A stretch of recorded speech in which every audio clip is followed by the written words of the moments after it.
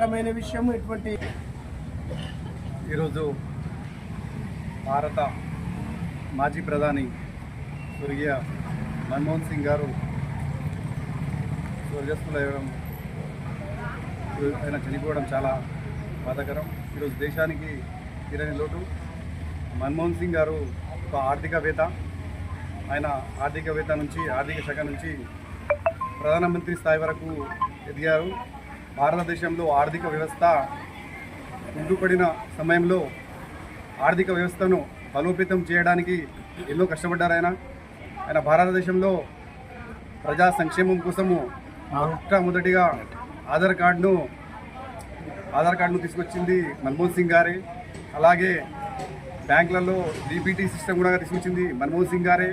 అలాగే జాతీయ ఉపాధి హామీ పథకంను మన ఉమ్మడి రంగారెడ్డి జిల్లాలోని చేవెళ్ళ మండలం ఆలూరులో ఉపాధి హామీ పథకంని ప్రారంభించారు. ఆయన దేశవ్యాప్తంగా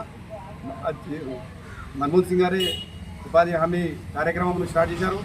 ఈరోజు దేశంలోని లక్షలాది మంది 100 రోజుల ఉపాధి కల్పిస్తున్నారంటే ఆయన ఘనతే.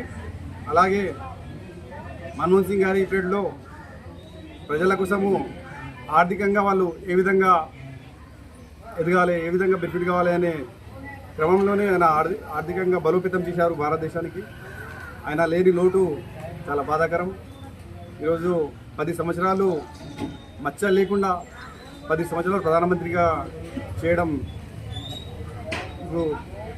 లేకపోవడం చాలా బాధాకరం అనుకుంటున్నాను.